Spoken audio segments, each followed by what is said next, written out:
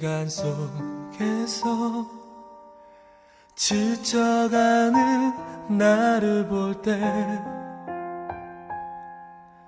나보다 날 더 안타까워하시는 주님의 모습을 보네. 주님보다 세상의 것이 커 보이는 현실에서 몸부림치며 기도하는 내 모습, 연약한 자의 눈물 보내. 이전보다 널 더욱 사랑한단다. 이전보다 널 더욱 이해한단다. 앞으로도 먼 날까지도 내가 너를 붙들고 가노라. 너의 눈물이 미소가 되리라. 너의 아픔이 소망이 되리라. 오늘은 울지만 내일은 웃거라. 내가 너의 기쁨이 되리라.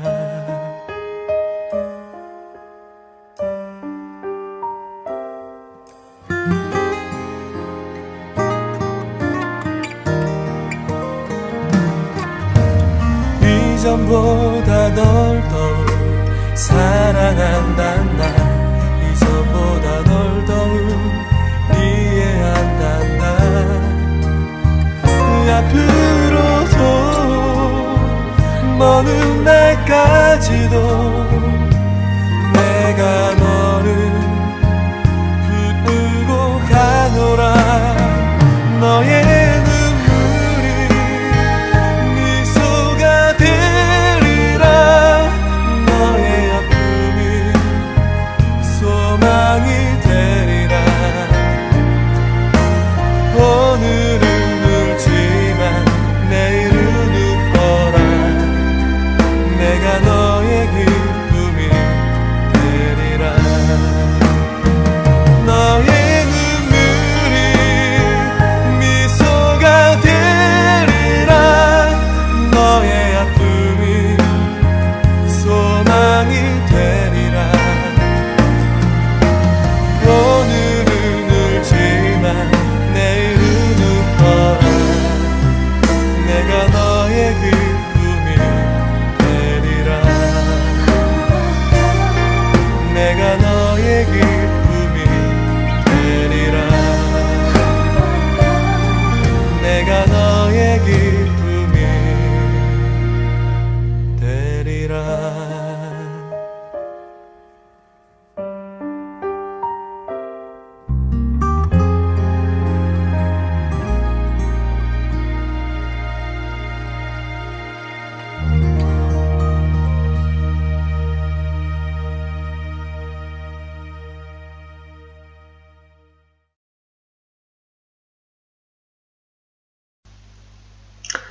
할렐루야. 2020년 10월의 첫째 주일이 되었습니다. 10월 4일인데요.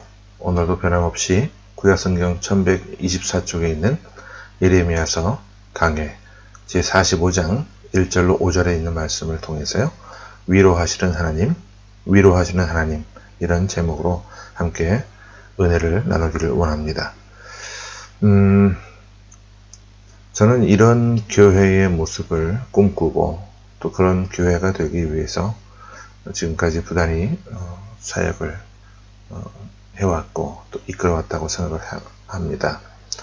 어떤 모습이냐 하면 정말 귀한 교회, 아름다운 교회의 모습은 나의 성공과 실패를 세상 어디에서도 마음 놓고 얘기할 수 없다 할지라도 적어도 교회에 와서만큼은 있는 모습 그대로 펼쳐놓고 함께 위로해주고 함께 격려하고 서로를 축복할 수 있는 그런 공동체, 그것이 저는 성경이 말씀하는 교회의 모습이라고 믿습니다.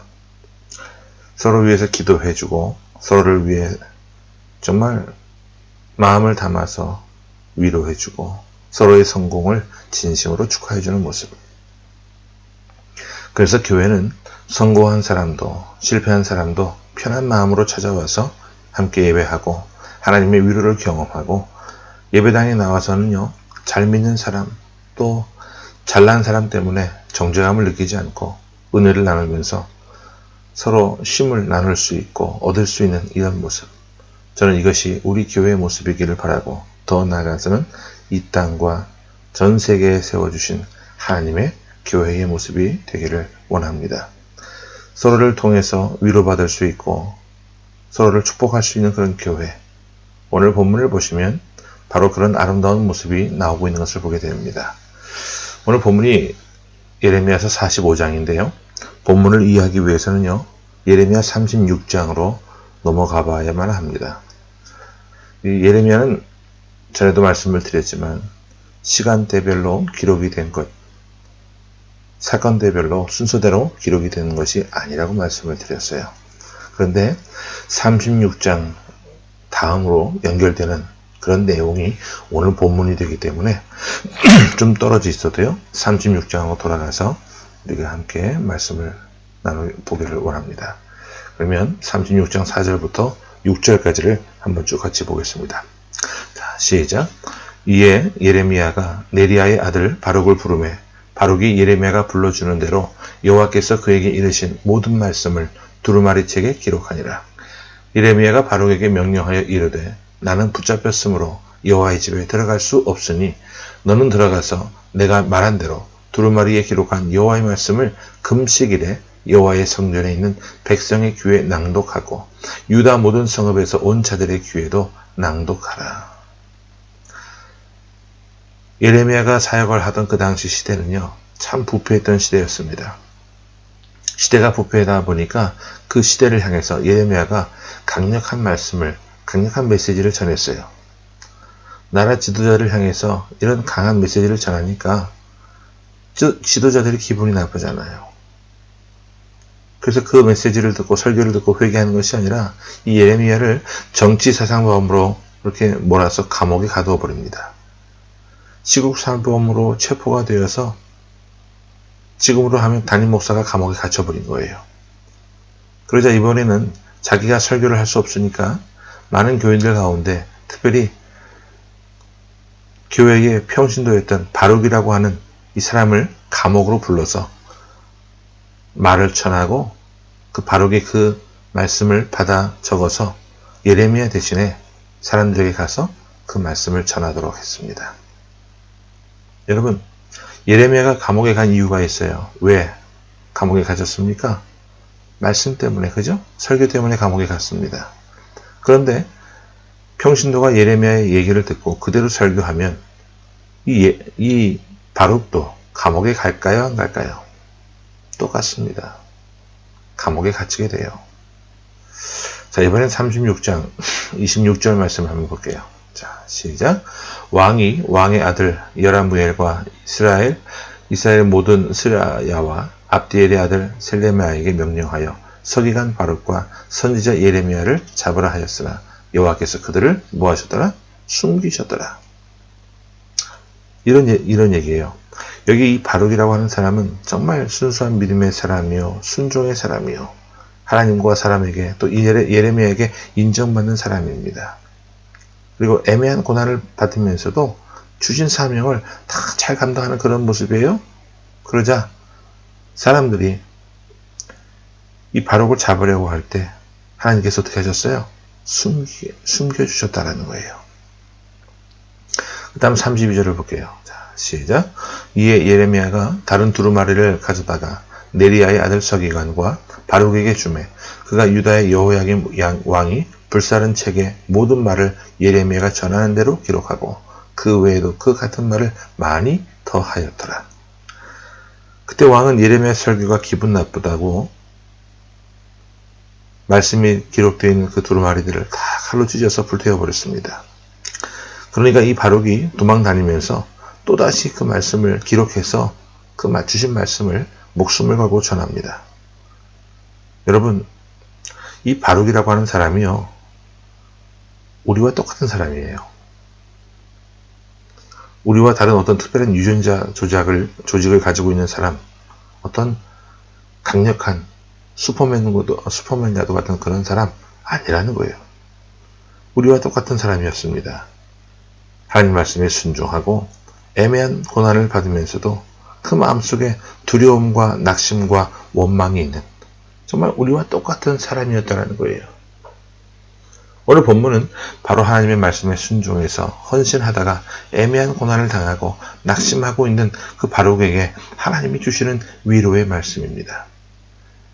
여러분 45장을 자세히 보시면 아시겠지만 5절밖에 되지 않는 굉장히 짧은 장입니다. 하지만 이 짧은 장이지만 이 짧은 하나님의 말씀을 통해서 힘을 잃고 근심과 낙심에 빠져있던 그 바룩은요, 위로를 받게 되고 새 힘을 얻어 끝까지 사명을 잘 감당하는 삶이 됩니다. 바라기는 저와 여러분도 삶의 현장에서 말할 수 없는 어떤 아픔과 고난을 받을 수도 있습니다. 그것이 우리 잘못 때문이든 애매한 고난이든 나와 상관없는 하나님의 뜻을 이루기 위해서 헌신할 때 오는 고난이든 간에 어떤 고난 속에 있을지라도 하나님 앞에 나와서 말씀을 통해서 위로받음으로 다시 일어날 수 있는 은혜의 역사가 있기를 바랍니다. 예배당에 올 때마다 예배 시간을 통해서 하나님 말씀을 통해서 하나님의 어루만지심의 위로를 체험하는 그런 복된 신앙인의 자리에 서는 우리가 되기를 원합니다. 자, 이제 본문 45장으로 넘어가서 3절 말씀을 한번 같이 봅니다. 자, 시작. 내가 일찍이 말하기를 화로다. 여호와께서 나의 고통에 슬픔을 더하셨으니 나는 나의 탄식으로 피곤하여 평안을 찾지 못하도다. 무슨 말이냐면 이런 거예요. 바룩이 하나님 말씀에 순종해서 열심을 다했잖아요. 그러면 사람들이 막 변화가 되고 회개하고 열매를 맺어야 되는데 전혀 그런 모습이 아니었어요. 우리가 교회에서 어떤 일을 할 때에 그것이 정말 하나님 앞에 가치 있는 일이고 또 자기가 하는 그 일을 통해서 많은 사람들에게 유익이 될 때에는요, 힘들고 어려워도 참고 감당할 수가 있어요. 보람이 있어요. 그런데 아무도 박수갈채를 보내지 않고 사람들에게 변화도 일어나지 않고 심지어 자기가 일하던 직장도 잘리고 그럼에도 불구하고 주님 맡기신 일이라 앞만 보고 최선을 다했어요. 여러분, 오늘 본문에 나온 이 바룩이 세상에서의 직책이 뭡니까? 서기관입니다. 지금으로 쉽게 얘기하면 대학 교수 정도 되는 그런 사람이에요. 직장도 잃고 숨어 살아야만 하는 그런 수배자가 되어서 오랜 시간을 이렇게 피해 다니다 보니까 그 마음이 얼마나 힘들었던지 스스로 고백하기를 나는 하나님이 나한테 고통에다가 슬픔을 더해 주어서 내 마음이 너무 죽게 되었다라고 고백한 적이 있는데 그 고백을 하나님이 들으셨다는 겁니다. 무슨 말이냐면 하나님은 우리의 마음을 위로하시는 하나님이시라는 거예요. 우리 하나님은 우리 마음을 살피시고 위로하시는 하나님이시라는 사실입니다. 문제는 우리가 하나님을 향해서 우리 마음을 토해내야 한다는 거예요. 시편에 이런 말씀이 있어요. 시편 32편 3절과 4절을 같이 보겠습니다. 자, 시작.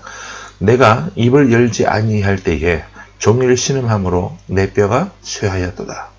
주의 손이 주야로 나를 누르시오니 내 진액이 빠져서 여름 가뭄에 마름같이 되었나이다.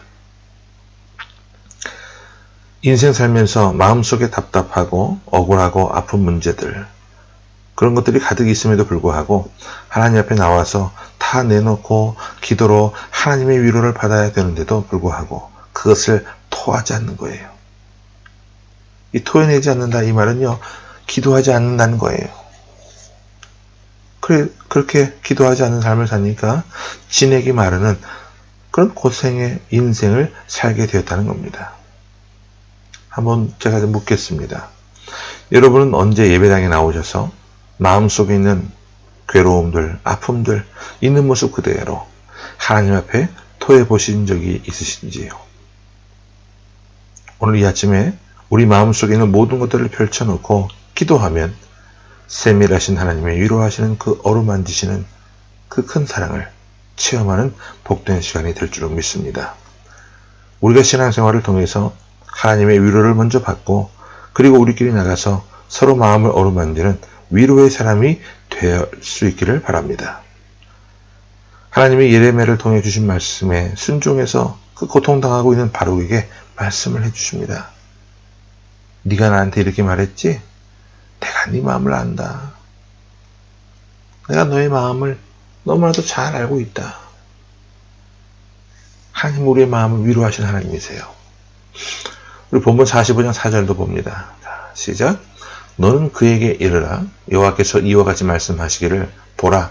나는 내가 세운 것을 헐기도 하며 내가 심은 것을 뽑기도 하나니 온 땅에 그리 하겠거늘. 무슨 말이냐면 역사는 하나님이 주관하신다는 거예요. 그러니까 그 사실을 알려줌으로 바룩을 위로하는 겁니다. 그러면 역사가 영어로 뭐죠? 히스토리잖아요. 그의 이야기잖아요. 그래서 말하는 그가 누굽니까? 예수 그리스도를 말합니다. 여러분, 바룩은 나름대로 신앙을 지키고 신의를 지키고 말씀에 순종했어요. 주님 말씀에 절대적인 모습으로 순종했습니다. 그러다가 직장도 잃었고 수배자가 되었어요. 그래서 지금 그게 너무 오래 지속되니까 나중에 원망이 되고 혼란스러움이 일어났어요. 그때 하나님이 주신 말씀이 이거예요. 내가 너 마음을 알고 있다. 뿐만 아니라 이 모든 역사는 내가 주관하고 있다. 때로는 내가 헐기도 하고 내가 세우기도 한다. 여러분, 역사는 우연하게 그냥 반복되는 게 아닙니다. 그냥 흘러가는 게 아니에요. 시작이 있고 끝이 있습니다. 시작이 있으면 과정이 있고 과정이 있을 때 비로소 완성이 있는 거예요. 모든 것은 지나갑니다. 그러다 보니까 우리는 그냥 의미 없이 반복되는 것으로 반복되는 그런 무의미한 인생으로 사는 것처럼 착각을 하는데 아니에요. 예를 들어서 올해도 10월이 찾아왔어요. 가을이 찾아왔습니다. 해마다 수십 년 찾아온 이 가을, 내년에도 올 것이라고 여러분 장담할 수 있습니까? 아니에요. 우리가 만약에 50살이라고 한다면 50번 가을을 경험했지만 그 50번의 가을은 다 제각기 다른 가을이었습니다. 하나님께서 올 가을도 저와 여러분에게 그냥 왔다가 지루하게 무의미하게 지나가는 그런 가을로 주신 것이 아니에요. 하나님은 2020년 올 가을을 통해서 우리 삶을 완성시키기 위해서 올해 어떤 부분인가를 복되게 하시고 올해 우리 어떤 부분을 다듬어 주시기 위해서 이 가을을 우리에게 허락하신 겁니다. 오늘이라고 하는 시간, 오늘이라고 하는 이 장소, 이 만남을 통해서 하나님이 나와 여러분에게 복을 주시고 우리의 어떤 부분을 완성시켜 주시기 위해서 허락하셨다는 사실을 아시기 바랍니다. 역사는 하나님이 완성하십니다. 그냥 흘러가는 게 아니에요. 때문에 오늘은 영원하지 않음을 분명히 아셔야만 합니다. 오늘 성공하셨습니까? 그 성공한 것 영원한 것이 아닙니다. 겸손해야만 합니다. 오늘 실패했습니까? 그 실패한 것도 영원하지 않습니다. 그래서 낙심하지 말아야 합니다. 하나님이 다듬어 가시고 완성시켜 가십니다. 우리의 좁은 머리와 가슴으로 이해할 수 없는 현실들도 있지만 그러나 영혼의 눈을 들어서 보면 역사는 하나님이 지금도 붙드시고 완성하고 계심을 믿어야만 합니다. 여러분, 오늘이라고 하는 날이요, 우리 인생의 전부가 아닙니다. 오늘 우리가 쉽게 이해되지 않는 그런 현장에 있다 할지라도 영혼의 눈을 열어서 역사를 시작해 하시고 주관하시고 완성하시는 하나님을 바라볼 수 있기를 바랍니다. 주님께 모든 것을 맡겨보세요. 아무것도 염려하지 말고 오직 모든 일에 기도와 간구로 감사함으로 하나님께 맡기시기 바랍니다. 내 좁은 머리와 가슴으로 이해되지 않는 것 때문에 누군가를 미워하고 원망하고 사명 중단하지 말고 어리석게 살지 말고 역사를 완성하시는 그 하나님께 세우기도 하시고 헐기도 하시는 그 역사의 주관자이신 하나님 앞에 맡겨보십시오. 오늘 본문의 기본 첫 번째가 무엇이죠? 우리 마음을 위로하시는 하나님. 우리가 함께 모여 예배할 때마다 하나님의 어루만지심을 체험할 수 있는 시간이 되고, 두 번째로 역사를 주장하시는 그 하나님을 우리가 신뢰함으로 그분께 맡기고 돌아감으로 우리가 자유를 누리는 그런 승리의 삶이 될 수 있기를 바랍니다. 우리 계속해서 본문 45장 5절을 함께 봅니다. 시작. 내가 너를 위하여 큰 일을 찾느냐? 그것을 찾지 말라. 보라, 내가 모든 육체에 재난을 내리리라. 그러나 네가 가는 모든 곳에서는 내가 너에게 내 생명을 노량물 주듯 하리라. 여호와의 말씀이니라. 여기 네가 너를 위하여 큰 일을 찾느냐? 그것을 찾지 말라. 이 말씀은요, 무슨 일을 계획하고 하지 말라, 그런 말씀이 아니라 하나님 없이 네 잔머리를 굴리고 네 힘만으로 살지 말라, 그런 말입니다. 오늘 우리가 주목해서 보아야 할 구절이 바로 이거예요. 너의 가는 모든 곳에 내가 너와 함께하고 있고 생명을 얻게 하리라. 이 하나님을 신뢰할 수 있기를 주 이름으로 축원합니다. 네 힘으로, 네 잔머리로 살지 말아라. 네 힘만으로, 네 능력으로만 살지 말아라. 결국 훗날 바룩은 이 약속대로 하나님의 극적인 도우심과 보호하심을 입어서 고국으로 돌아오는 승리자가 됩니다. 이 아침 우리가 하는 모든 일, 우리가 계획하는 모든 일들을 주님 앞에 펼쳐놓고 하나님의 도우심을 구하는 우리가 될 수 있기를 바랍니다. 우리 하나만 더 보고 말씀을 정리해 보겠는데, 같이 36장으로 넘어가서 26절을 한번 봅니다. 자, 시작. 왕의 아들 여라무엘과 아스리엘의 아들 스레야와 압디의 아들 셀레미아에게 명령하여 서기관 바룩과 선지자 예레미야를 잡으라 하였으나 여호와께서 그들을 숨기셨더라. 어떤 하나님이시죠? 이제는 숨기시는 하나님이에요. 하나님이 우리의 가는 모든 길에 함께 하신다고 해서 우리 뜻대로 일이 팡팡 일이 잘 해결되는 건 아닙니다. 하나님은 우리를 때로는 낮추시고 때로는 높이시고 때로는 숨기시고 때로는 드러내십니다. 어느 것이 우리에게 복인지는 모릅니다.